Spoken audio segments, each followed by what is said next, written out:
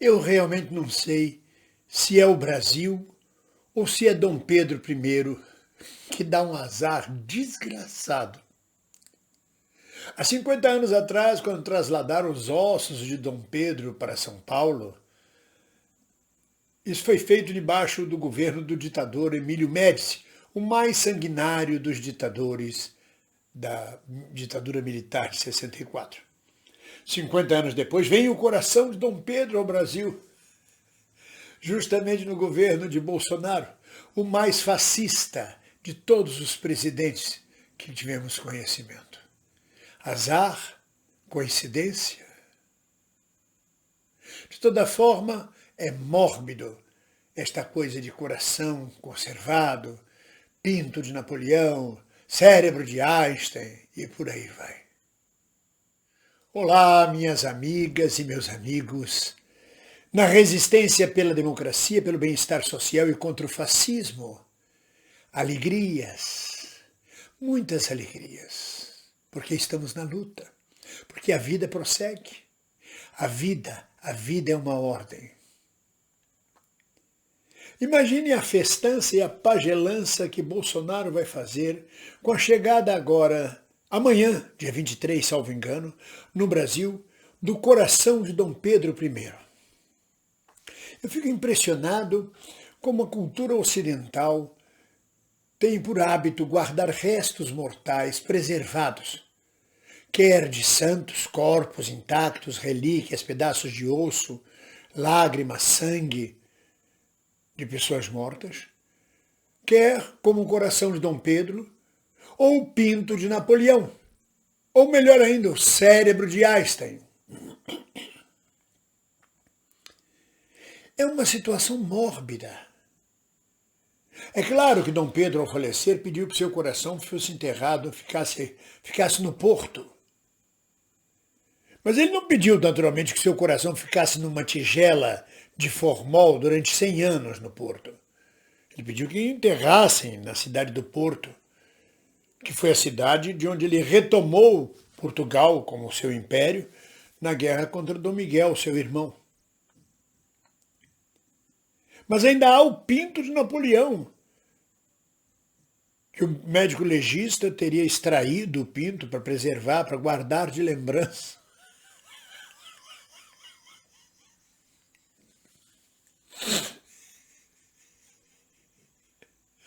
O pinto de quem o Carluxo vai querer guardar de lembrança? Mas o pinto de Napoleão, só em 1971, um urologista inglês arrematou no leilão por $3.000 ou 3.000 libras ou coisa assim. Depois ele veio a falecer e a filha quis vender em leilão, não sei se chegou a vender, por 100.000 libras. Disse o urologista que o pinto era tão pequenininho, tipo Edu Bananinha, que o pinto media 2,5 centímetros, uma vez extraído, uma vez diminuído, ressecado, e que se assemelhava a um cavalo marinho. Oh, meu Jesus! Reza a lenda que Napoleão padecia do que chamamos vulgarmente de genitália infantil. Mas o coração de Dom Pedro é uma coisa mais séria ainda, porque é profundamente mórbido. Coração, rim, fígado, sangue. Dentro da cultura afro-brasileira são os axés da pessoa, ou seja, a fonte vital, a vida vital da pessoa. Mas seja lá como for, ossos, relíquias, pintos, corações, cérebros, só tem valor com a ânima, só tem valor com a alma incentivando-os. O que é o coração de Dom Pedro senão um pedaço de carne, de músculo preservado em formol? Não bate, mumificado. É o culto da múmia, como a gente vê várias múmias egípcias. A tentativa de eternizar, mas Bolsonaro vai fazer uma pagelança. O coração vai subir a rampa. Não vai subir sozinho pelas perninhas dele, não. Vai ser levado ao som do hino nacional. Nós damos um azar desgraçado. Eu acho que é cíclico do Brasil. Toda vez que se comemora a independência, há um ditador ou um proto-ditador de plantão no Brasil. Será que Bolsonaro vai levar o coração de Dom Pedro para a manifestação de Copacabana, dia 7 de setembro? E vai ficar com o coração na mão dizendo, olha Pedro, olha, presta atenção, Pedro. Olha lá, agora são os aviões da FAB, eles vão despejar um pó branco em cima de Copacabana em homenagem à paz, Olha lá, agora são os navios da Marinha. Aquele que está quase a afundar é porque acontece essas coisas. Vai ficar conversando com o coração? O meu colega Paulo Goulart, o ator Paulo Goulart, já falecido, contava que quando veio a Portugal fazer uma temporada, todas as noites no teatro ele percebia na segunda fila, assim, muito próximo, a luz dá para ver, uma senhora sentada com um camafeu. Um camafeu, um brochazinho aqui no pescoço. E durante o espetáculo ela conversava com o brocha. E aquilo, conforme ela mexia no broche, refletia a luz do refletor e o Paulo achava aquilo muito estranho. Na terceira vez ele perguntou ao maquinista do teatro, quem é essa senhora? O que acontece? Ele disse, não, ela é viúva. E naquele broche, naquele camafeu, tem o retrato do marido dela que ela traz para assistir o espetáculo toda noite. E ela conversava com o defunto ali no camafeu. Estás a ver, ô Manuel, olha que piada, olha que coisa engraçada agora, olha. Agora ele foi para lá, estás a ver, E mostrava para ele o espetáculo, quer dizer, para o suposto ele no camafeu, o espetáculo. É como eu vejo esse coração de Dom Pedro, o pinto de Napoleão. O cérebro de Einstein foi retirado, segundo dizem, sem autorização da família, para estudo, fatiado em pedaços de 1 centímetro, guardado em formol. Continua hoje sendo pesquisado, analisado, como se aquela massa do cérebro tivesse vida após a morte. Após a morte do corpo físico.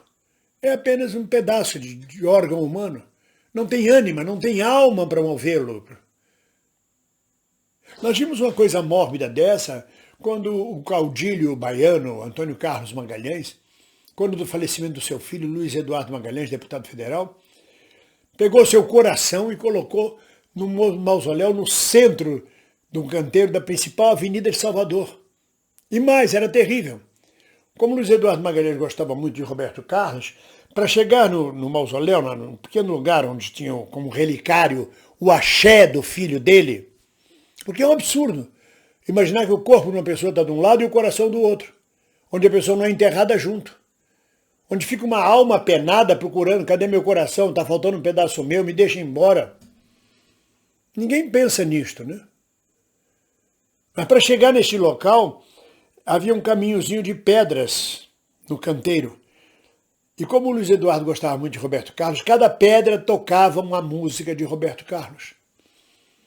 Esta coisa mórbida permaneceu em Salvador até a morte de Antônio Carlos Magalhães, quando então, afinal, o coração teve o destino merecido.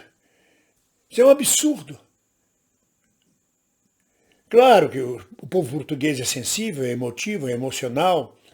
Dom Pedro IV em Portugal, Dom Pedro I no Brasil. Dom Pedro IV enfrentou a revolta miguelina, a revolta de Dom Miguel, seu irmão, que queria o trono português.